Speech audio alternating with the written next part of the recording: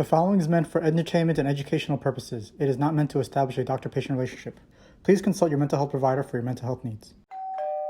Hello, welcome to Chez Eric, where we talk about psychiatry and religion with a focus on how to apply it to your life.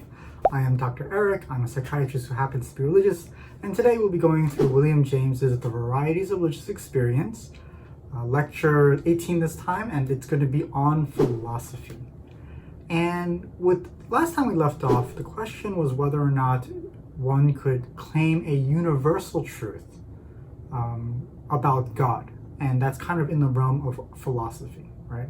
And we asked the question: is the sense of a divine presence anything that can be universally or objectively true? And William James tackles this question in his discussion about the relationship between philosophy and religion and religious experience. So, mystical experiences support religion, but it often is too private and too varied to claim any universal authority. However, philosophical claims are ones that are meant to be universal, meant to be sort of for everything. And so, can philosophy verify the truth of a mystical experience? That's the question we're trying to tackle today. The goal here is to reconcile the rigors of philosophy, what philosophy is supposed to be doing, with that of religion. And he points out that mystical experiences are very personal, so how could they come up with any universal truths for people to follow? Are we supposed to abandon philosophy and say that the process is meaningless, or are we supposed to have a different relationship between philosophy and religion? What's the relationship? Is it based on feeling? Is it based on reason? Are we dealing with faith and reason? What is the role of reason in the understanding of religion? Okay. James intends to make the argument that feelings are a deeper source of religious beliefs, and that philosophical and theological formulations of these feelings is secondary. What does that mean? Well, it means is that all the philosophy, all the theory you have is actually secondary to your feelings, to your theology, so to your mystical experiences. And that may possibly a lot of people would disagree. And so, how does this work? Why are we going this way? Let's kind of push forward. The first thing that James points out is that theology is secondary because if we lived in a world where the mystical experience didn't exist, where feelings didn't exist, there would be no religion at all. Okay? There wouldn't be any creation of any theological anything. It's very doubtful that a very dispassionate discourse about someone pondering all day long about religion would ever result in a religious sort of order, right? And when has this ever happened in the past, right? There might be an exception of someone very deeply upset or very deeply depressed, but they're in need of some sort of deliverance or salvation, that they come up with some sort of religious ideas and concepts, but it's fairly rare. Most, if not all, religions come from the mystical experience, not from a philosophical, intellectual discussion, right?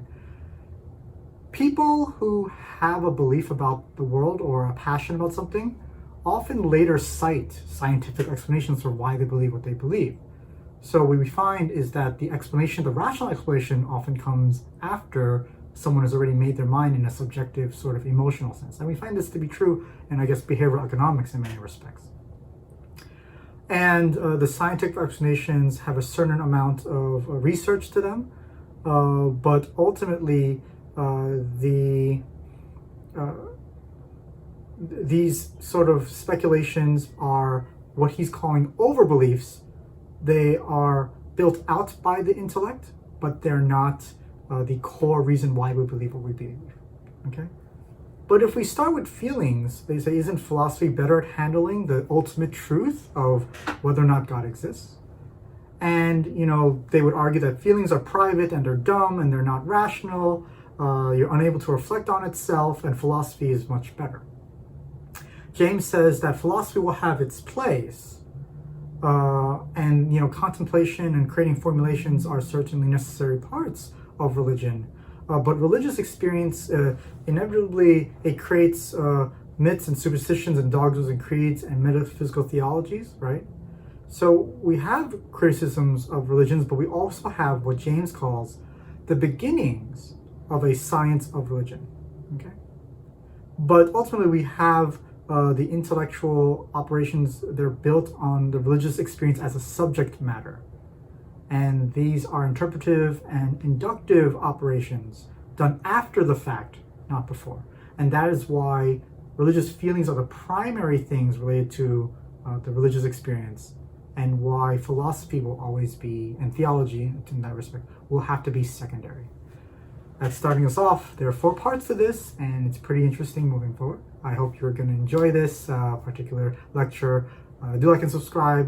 Comment below about what your thoughts about philosophy, whether you like philosophy or not. I'd love to hear from you, and I'll talk to you next time. Bye. Hey, sign up for my weekly newsletter. I send out emails every week on psychiatry and religion. I realize that email is a great way to go deep into these topics. So if you want more content, check out chesericpurl.com and subscribe over there. Thanks.